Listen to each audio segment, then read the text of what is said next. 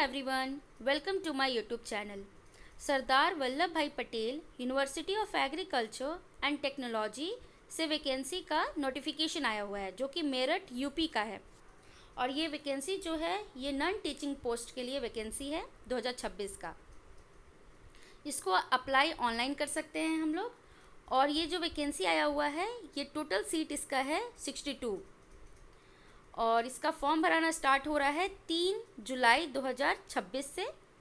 और closing date जो है फॉर्म फिलअप का वो है 3/8/2026, मतलब 3 अगस्त 2026 को लास्ट डेट है फॉर्म फिलअप का।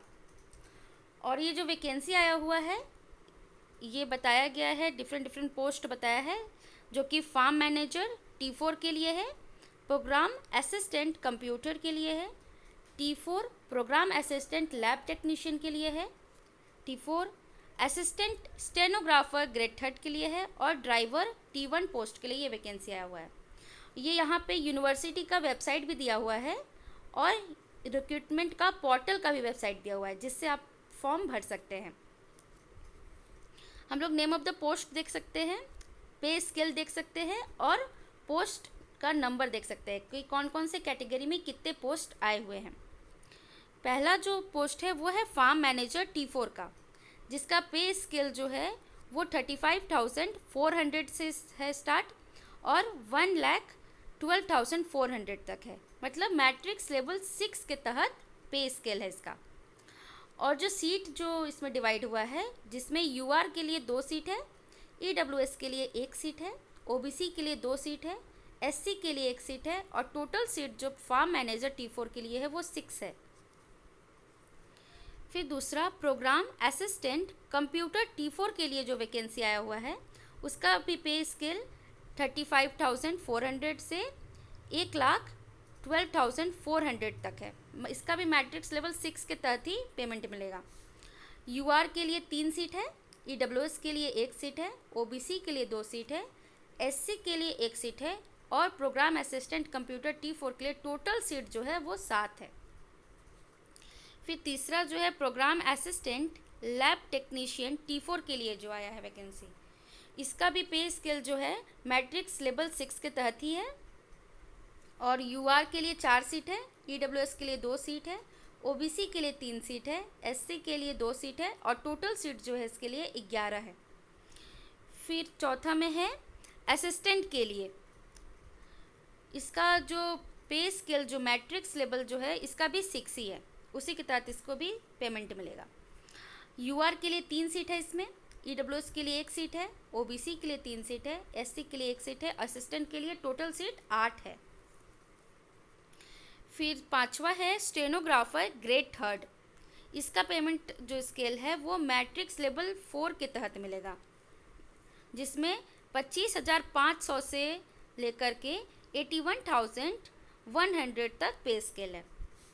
UR के लिए इसमें 2 सीट है, EWS के लिए 1 सीट है, OBC के लिए 2 सीट है, SC के लिए 1 सीट है और टोटल 6 सीट जो है वो 6 है। ड्राइवर के लिए T1 के लिए देख लेते हैं, इसका जो पेमेंट जो है मैट्रिक्स लेवल 3 के तहत मिलेगा। इसका पेमेंट मतलब 21,700 से 69,100 तक इसका पे स्केल है। इसमें जो सीट है वो UR के लिए 9 है, EWS के लिए 3 है, OBC के लिए 8 है, SC के लिए 4 है और टोटल सीट जो है वो 24 है, जो कि हम लोग देख सकते हैं कि टोटल सीट जो आया है ये वैकेंसी वो 62 सीट के लिए आया हुआ है। कुछ हम लोग एसेंशियल क्वालिफिकेशन देख लेते हैं ये सब पोस्ट के लिए।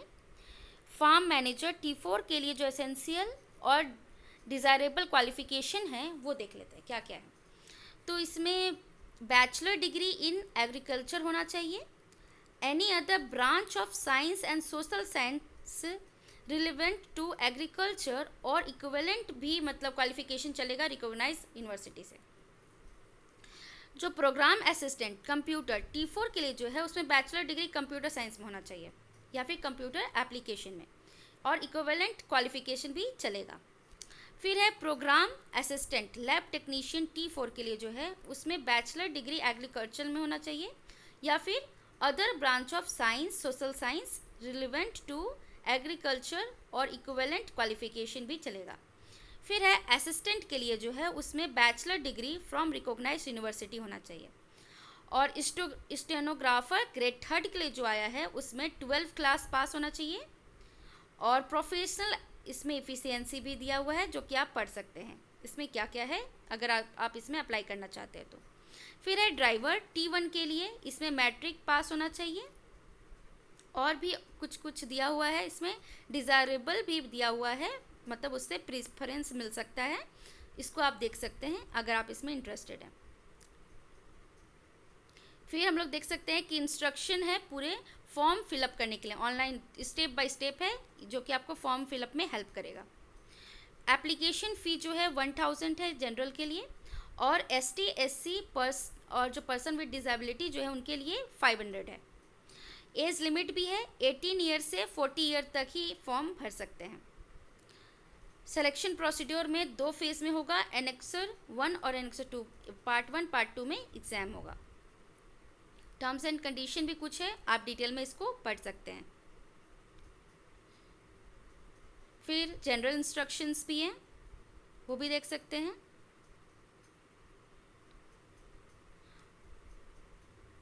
अब हम लोग देख लेते हैं कि जो सरदार वल्लभ भाई पटेल यूनिवर्सिटी से जो वैकेंसी आया है उसमें एकेडमिक स्कोर कार्ड और रिटन एग्जामिनेशन पैटर्न, मतलब दोनों के तहत ये इसमें सिलेक्शन होगा।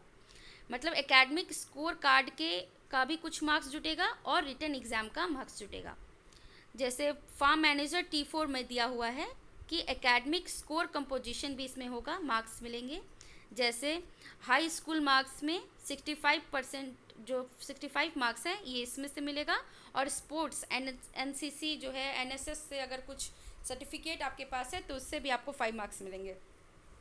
टोटल मार्क्स 70 जो है वो एकेडमिक स्कोर कंपोजिशन से है। और फिर रिटन एग्ज़ाम जो कि 2 घंटा के लिए होगा और मैक्सिमम इसमें 230 मार्क्स के लिए एग्ज़ाम होगा, जो कि दिया हुआ है कि units subject matter, general knowledge and reasoning, language, ये तीनों सब्जेक्ट से एग्ज़ाम होंगे। नंबर ऑफ़ क्वेश्चंस दिया हुआ है कि सब्जेक्ट मैटर से 50 क्वेश्चन होगा जो कि 100 मार्क्स के होंगे, जनरल नॉलेज एंड रीजनिंग से 40 क्वेश्चन होंगे 80 मार्क्स के होंगे, लैंग्वेज से 25 क्वेश्चन होंगे 50 मार्क्स के होंगे। टोटल क्वेश्चन 115 और टोटल मार्क्स हो जाएंगे 230, मतलब एक क्वेश्चन जो है वो 2 मार्क्स का होगा। और इसमें नेगेटिव मार्किंग भी है जिसमें 0.5 मार्क्स कट जाएंगे अगर एक गलत हुआ तो। और सिलेबस फॉर रिटन एग्जामिनेशन जो कि इसमें अटैच होगा, जो आगे हम इसमें बताएंगे।